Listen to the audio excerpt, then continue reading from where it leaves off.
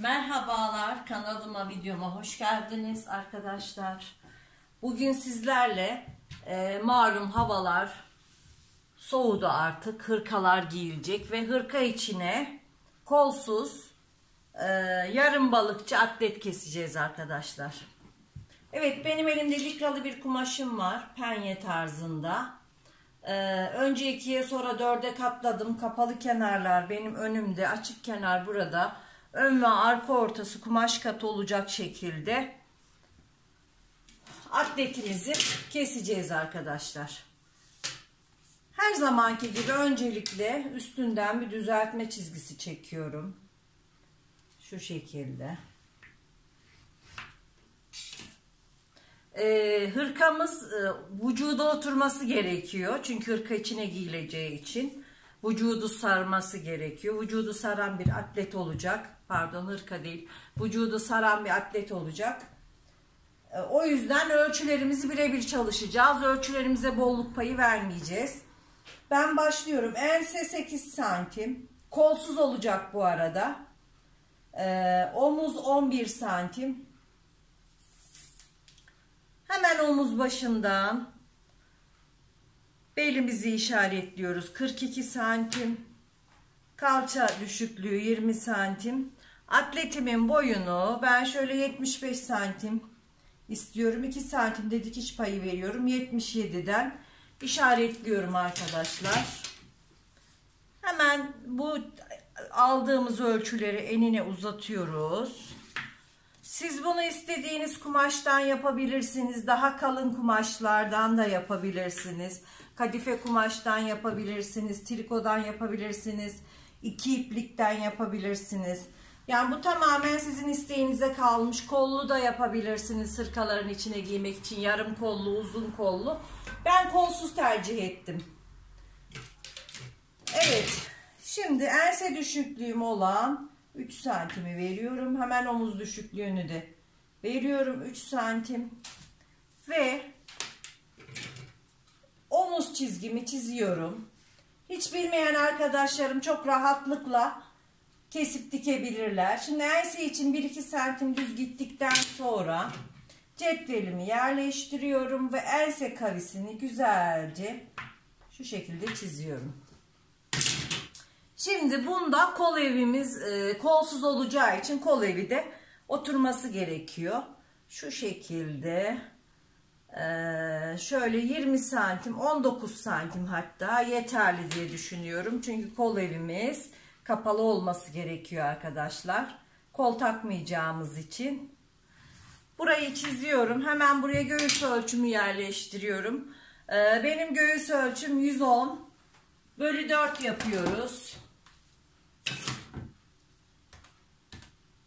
110 bölü 4. 27,5. Şöyle 27,5'tan. Hatta biz buçuğunu atalım. 27 santimden şu şekilde göğüs ölçümü alıyorum. Hemen cetvelimi yerleştiriyorum. Bakın bu cetvel kol evi için gayet uygun. Şu şekilde çiziyorum. Vücuda oturması için belimi 25 santim, hatta şöyle 26 yapalım. Kalçamız 30 santim.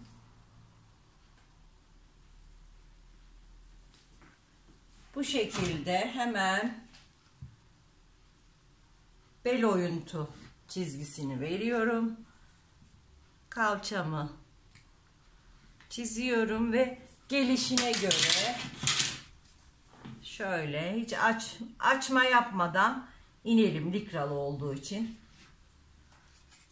Evet arkadaşlar, bakın 4 kat atletimizi, hırka içi atletimizin kalıbı çıktı arkadaşlar. Gördüğünüz gibi hiç pay vermedim, bolluk payı. Çünkü kumaşım likralı ve hırka içine giyileceği için vücudu sarsın istiyorum arkadaşlar. Şimdi çizgilerden kesiyoruz.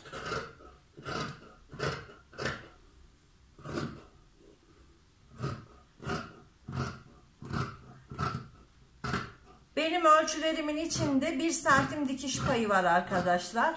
Siz de ona göre ayarlayın. Dikiş payınızı ister içinde isterseniz sonradan da verebilirsiniz. Ben sonradan vermeyi pek sevmiyorum. Şu şekilde atletimi kestim. Gördüğünüz gibi şöyle 4 kat atletimizi kestik. Ve hemen tek katını alıyorum. Arka olarak ayırıyorum. Şimdi önü keseceğiz. Öndeki değişiklikleri yapacağız.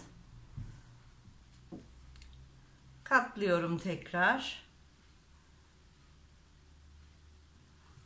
Evet arkadaşlar.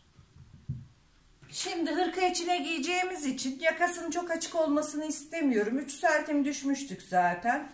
Şöyle 8 santimden yakamızı çiziyoruz ve hemen kesiyorum arkadaşlar.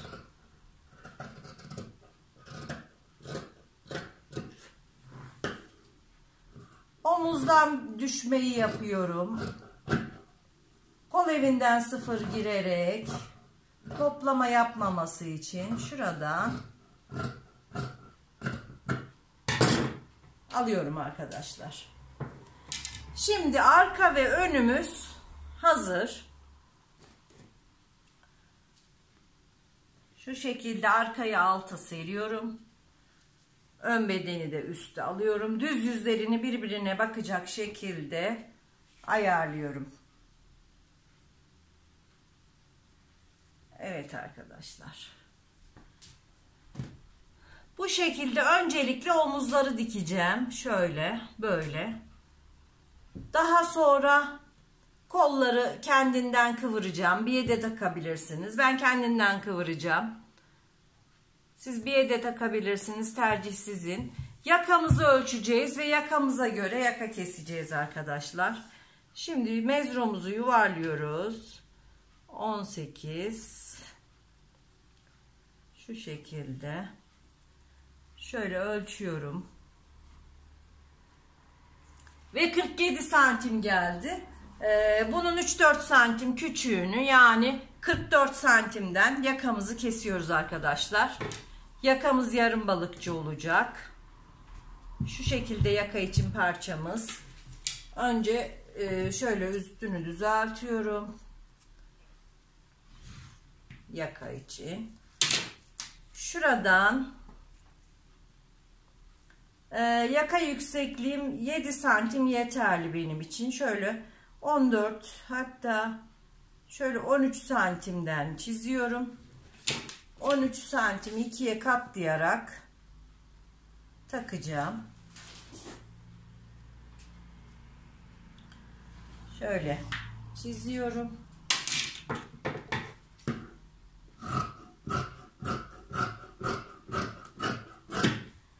Yakamı kesiyorum.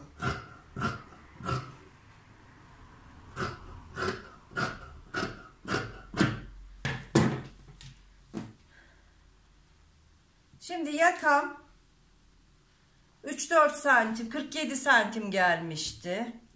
Şöyle 43 santimden 1 santim dikiş payı verelim. 44 santimden yakamızı kesiyoruz.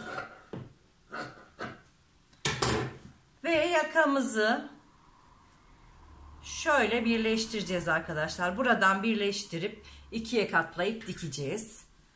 Şimdi ben atletime bir de takacağım arkadaşlar. Katlamaktan vazgeçtim. Kumaşım penye olduğu için verev kesmeme gerek yok. Şu şekilde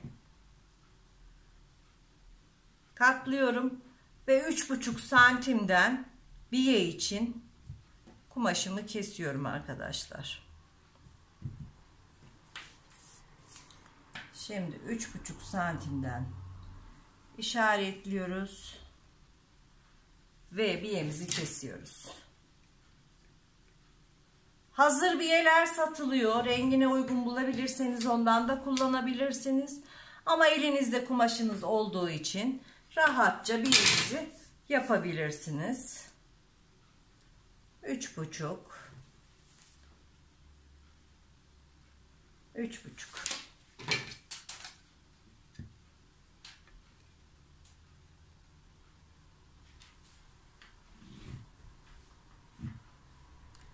Kollarımıza, kol evlerimizi biye ile temizleyeceğiz arkadaşlar.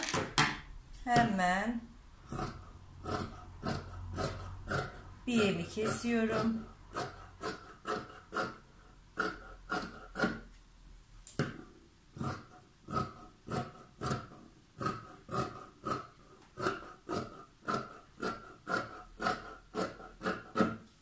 Evet arkadaşlar, şimdi makineye geçiyoruz. Makinede atletimizi dikeceğiz.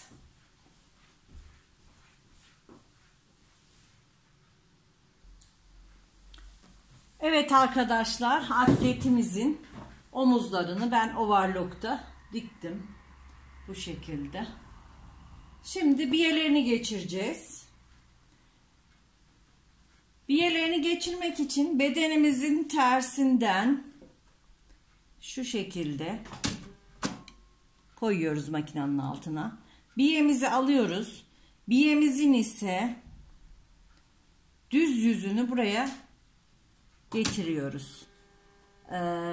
Makinalarda penye dikebilmek için iğnenizi değiştirmeniz gerekiyor arkadaşlar. İnce iğne kullanmanız gerekiyor. Kalın iğneyle dikerseniz penyenizi delecektir.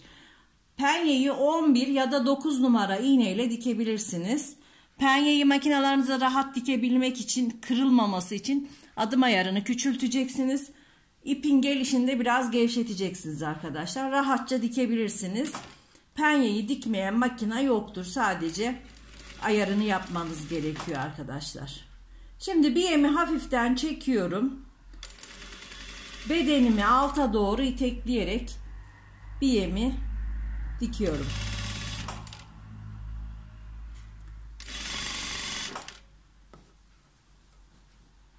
Evet arkadaşlar, gördüğünüz gibi overlock dikişini arka tarafa doğru yatırarak biyemi dikiyorum. Şimdi biyemin tek kolunu dikerken göstereceğim. Videomuz çok uzun sürmesin diye. Çünkü yaka dikimini de göstereceğim arkadaşlar. Bakın, biyeyi hafif çekiyorum. Bedeni ileri doğru itekliyorum.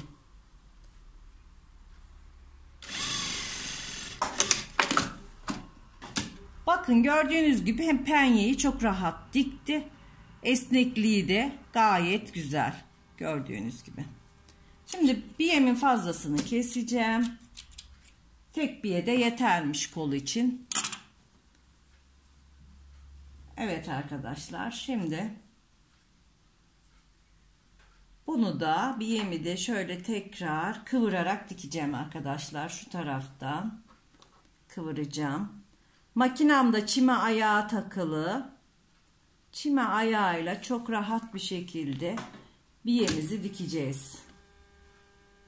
Şimdi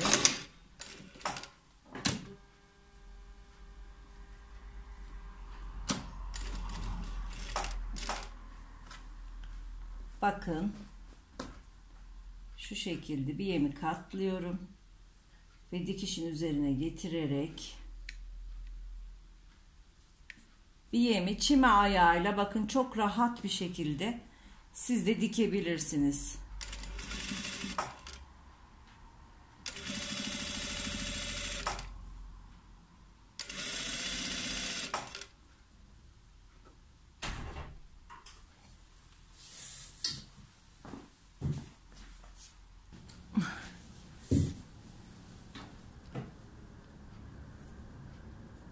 Biyemizi dikmeye bu şekilde devam ediyoruz.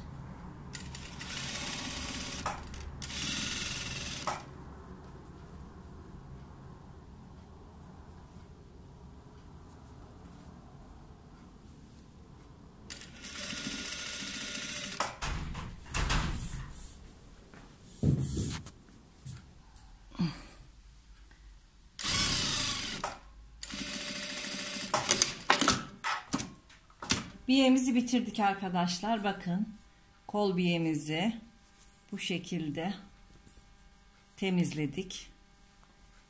Gördüğünüz gibi gayet güzel oldu.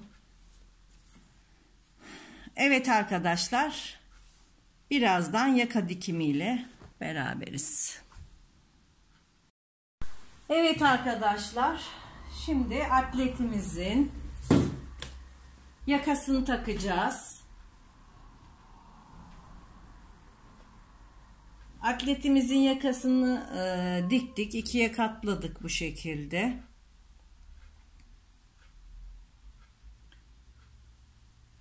Ve omuz dikişinden 1-2 santim geriden şu şekilde başlıyoruz dikmeye.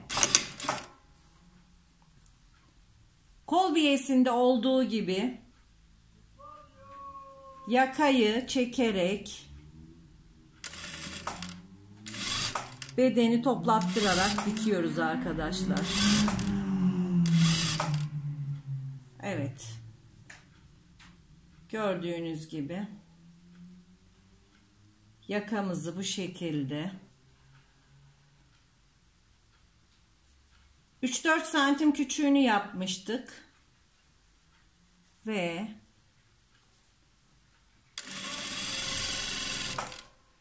bu şekilde yakama dikiyorum.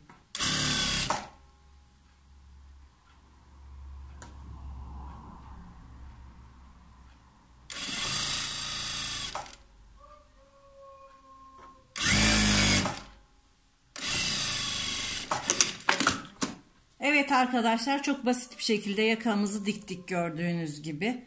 Şimdi yakamın kenarlarını overlock'ta temizleyeceğim. Yanlara dikeceğim. Etek altını katlayacağım ve atletimi bitireceğim arkadaşlar. Evet arkadaşlar, bu da hırka içi atletimizin bitmiş hali. Gördüğünüz gibi bakın, yakası, kol biyeleri harika oldu arkadaşlar. Siz de bu şekilde bu havalarda giymek için hırka içine bu şekilde atletlerinizi renk renk dikip giyebilirsiniz arkadaşlar. Hoşça kalın, sağlıkla kalın.